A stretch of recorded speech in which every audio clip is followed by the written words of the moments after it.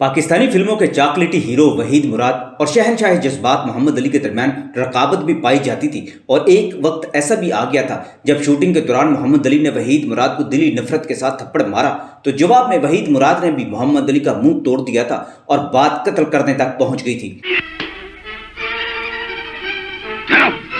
ये क्या बचपन है? इस वाकया के बाद वहीद मुराद ने अपनी हिफाजत के लिए बॉडीगार्ड भी रख लिए थे। ये 1964 का जमाना था जब मोहम्मद अली ने वहीद मुराद को उल्टे हाथ का थप्पड़ मारा और इसकी गूंज दूर तक सुनाई दी गई थी। थप्पड़ मारना तो सीन का तकाजा था, मगर इस थप्पड़ में जो गर्मी और इंतकाम था उसकी वजह फसाद भी उस वक्त सेट पर मौजूद थी, यानी ज़ेबा बेगम भी वहां मौजूद थी और उनके सामने ही ये थप्पड़ मारा गया था।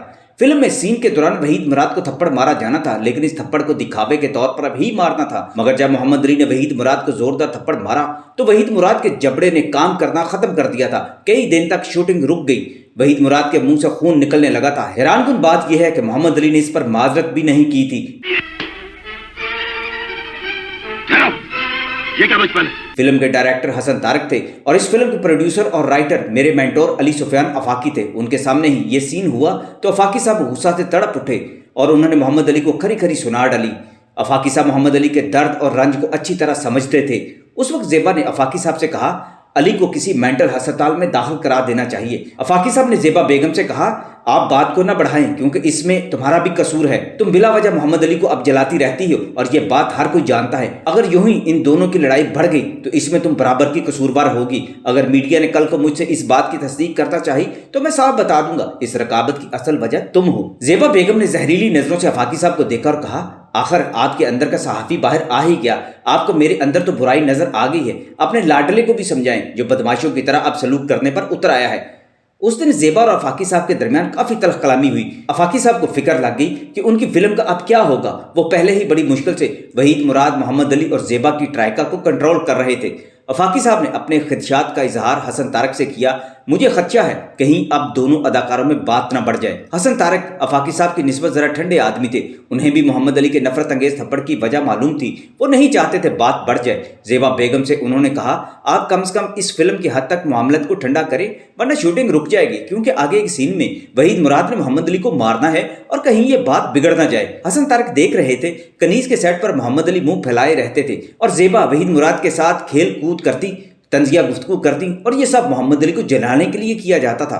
फिर भी माहौल को कंट्रोल किया जा रहा था, मगर अब तो बात बिगड़ सकती थी। ज़ेबा ने उल्टा हसन तारक से भी यही कहा मेरी वजह से नहीं हो रहा ये सब, अली का दिमाग ही खराब हो गया है, उसको समझाएं। अफाकी साहब कहा करते थे कि ज़ेबा बेगम के अंदर नफरत बहुत ज़्यादा फैल गई थी। उन्होंने वहीद मुराद को भड़काया और जब दूसरे सीन को फिल्माने का मौका आया तो हमें उम्मीद थी अब कोई बदमज़गी नहीं होगी, क्योंकि हसन तारक और अफाकी साहब ने मोहम्मद अली को काफ़ी समझाया था और उन्होंने वादा किया था कि वो अब कोई बदमज़गी नहीं होने देंगे। फिल्म का ये सीन मोहम्मद अली की कोठी में होना था। इस सीन में वहीद मुराद ने मोहम्मद अली को उसकी कोठी में जाकर मारना था। वहीद मुराद ने पहले मोहम्मद अली को खरी खरी सुनानी थी और फिर मुक्का उनके मुंह पर मारना था। वहीद मुराद एक शरीफ इंसान थे, मगर उस दिन जब सीन शुरू हुआ तो वहीद मुराद ने किसी बॉक्सर की तरह मुक्का लहराकर मोहम्मद अली के मुंह पर मारा और मोहम्मद अली हकीकत में सोफे पर जाग गिरे और उनके मुंह से खून फवारे की तरह निकलने लगा। वो लोग किस लिए आए हो?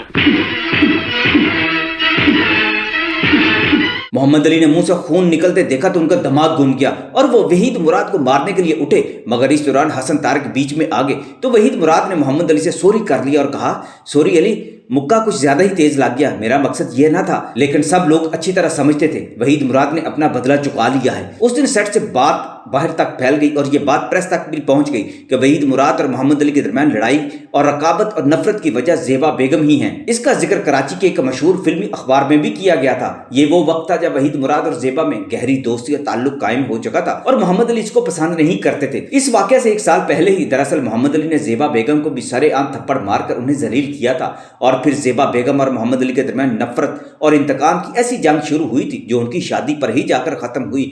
लेकिन इन 4-4.5 सालों में ज़ेबा बेगम ने मोहम्मद अली को कदम कदम पर और जहां जहां मौका मिला जलील करने और उकसाने का मौका जाया नहीं किया था। कनीज की शूटिंग के दौरान एक बार तो मौका ऐसा भी आया कि लगा मोहम्मद अली कहीं वहीद मुराद को जान से ना मार दे। उधर वहीद मुराद भी कोई गए गुजरे नहीं थे। उनके वालिद का दबदबा भी था फिल्म इंडस्ट्री पर। वहीद मुराद शरीफ और मुहज़्ज़ब इंसान थे, मगर कोई उन पर रोब डालकर उन्हें दबा सके ایسا نہیں ہو سکتا تھا۔ یہ وہی دور تھا جب وحید مراد نے پہلی بار اپنے لیے باڈی گارڈ رکھے تھے۔ باڈی گارڈ رکھنے کا قصہ بھی بڑا دلچسپ تھا۔ اداکار مظہر شاہ نے اپنے 3 فائٹرز وحید مراد کے ساتھ رکھوا دیے تھے۔ وحید مراد چند بار انہیں اپنی گاڑی میں ساتھ لے کر گئے، پھر ایک نئی گاڑی ان کے لیے لگوا دی۔ ایک ہفتے بعد ان کے مینیجر نے جب انہیں باڈی گارڈ کے خرچے کا بل دیا تو ان کا حال دیکھنے والا تھا۔ مینیجر نے بتایا کہ صاحب یہ تینوں مٹن کے سوا کچھ نہیں کھاتے، اور یہ اتنا کھاتے ہیں کہ ایک ہفتے میں انہوں نے جتنا کھایا ہے اتنا کھانا تو ہم 3 مہینوں میں کھاتے ہیں تو اتنا بل آتا ہے۔ وحید مراد نے اگلے ہی روز یہ کہہ کر باڈی گارڈز واپس کر دیے تھے کہ اس سے بہتر ہے محمد علی کی گولی کھا لوں، میں ان لوگوں کو نہیں پال سکتا۔ وحید مراد نے پھر ساری عمر گارڈ پالنے کا شوق نہیں پالا تھا۔ محمد علی سے ان کی دشمنی بھی جلد ختم ہوگی، کیونکہ زیبا نے پھر محمد علی سے شادی کر لی تھی اور زیبا اور وحید مراد کے درمیان پہلے جیسے تعلقات ختم ہو گئے تھے۔